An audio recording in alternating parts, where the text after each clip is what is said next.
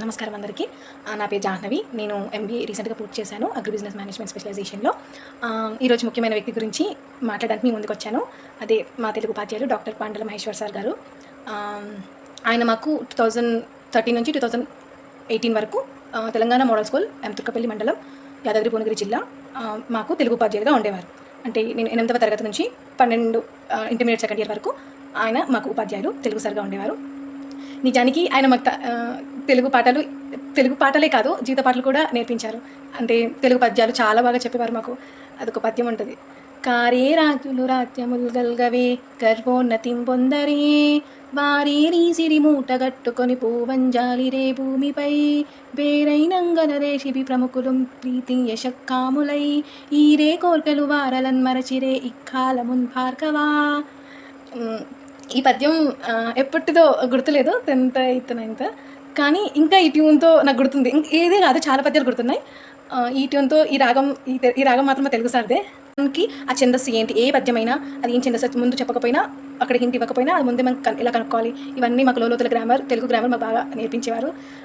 ఇంకా క్లాస్ అయిపోయిన తర్వాత బయట ప్రపంచం ఎలా ఉంటుంది, తల్లిదండ్రులను ఎలా అర్థం చేసుకోవాలి, వాళ్ళ కష్టాన్ని వృధా చేయొద్దు, మీరు పెద్దగా అవుతున్నారు, ఇంట్లో పరిస్థితులను అర్థం చేసుకొని మెలగాలి, పసిగట్టాలి, వాతావరణాన్ని పసిగట్టాలి, బయట ఏం జరుగుతుందో తెలుసుకోవాలి. ఇవన్నీ ఇది ఒకటే కాకుండా మేము పుస్తకానికే ఉండకుండా మాకు గేమ్స్ కూడా ఆడాలి, గేమ్స్కి బాగా ఇంపార్టెన్స్ ఇచ్చేవారు. అంటే మాకు పీటీ సార్ లేకపోయేవారు, సో మా సారే తానే పీటీ సార్ అయి మాకు మండల జిల్లా స్థాయి వరకు పిల్లల్ని ఆడించారు. మా బ్యాచ్, మా నెక్స్ట్ బ్యాచెస్ కూడా.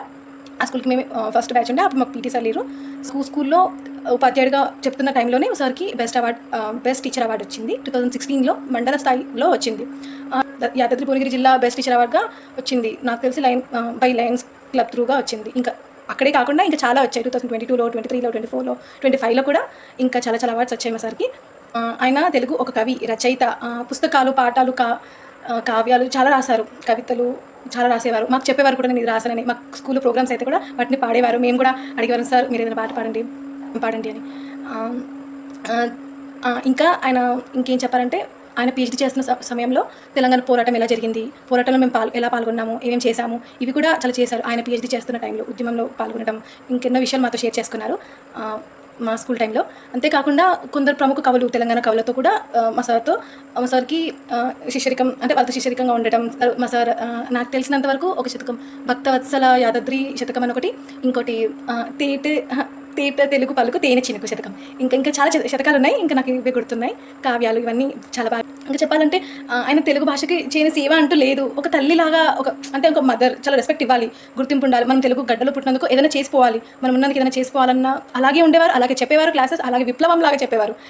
అంటే మాలో తెలుగు ఇంత ఇంట్రెస్ట్ వచ్చిందంటే కూడా కారణం అది. నాకు చిన్నప్పటి నుంచి తెలుగు రాకపోయేది, అంటే అంత పర్ఫెక్ట్ కాకపోతే మా సార్ వల్లే కొంచెం తెలుగు నేర్చుకోవడం, చదవడం ఎలా నేర్చుకోవడం, తెలుగు అక్షరాలు అది 1 2 3 కూడా తెలుగులో ఎలా రాస్తారు ఇప్పటికీ చాలా జనరేషన్స్కి తెలియదు. కానీ మా సార్ అవి కూడా చెప్పారు మాకు ఆ టైంలో. ఆయన సాధించిన విషయాలు ఇంకా వస్తే ఇంకా నాకు తెలియని కూడా చాలా ఉన్నాయి. ఇంత గొప్ప తెలుగు కవిగా, రచయితగా మా ఉపాధ్యాయుడు అని గర్వంగా మేము చెప్పుకుంటున్నాము కూడా. ఇంకా మా సార్ ఎన్నో సాధించాలని, ఇంకా ఇలాగే కవితలు, పద్యాలు, శతకాలు ఇంకెన్నో రాయాలని, తెలుగు తనానికి కాంట్రిబ్యూట్ చేయాలని చాలా కోరుకుంటున్నాను. అంటే మా ముందు జనరేషన్స్ కూడా మేము ఇలాగే, మా సార్ ఇలా ఉండేవారు, తెలుగు చాలా గొప్పది, మన ప్రాంతాన్ని, మన భాషను మనం కాకుండా ఇంకెవరు గౌరవిస్తారు, ఇవన్నీ మాకు చెప్పాలని ఇంకా ఉన్నతంగా ఉంది ముందు. ఇంకా మా తెలుగు సార్కి ఆల్ ది బెస్ట్ చెప్తూ సెలవు చెప్తున్నాను. ఇట్లు మీ జాహ్నవి.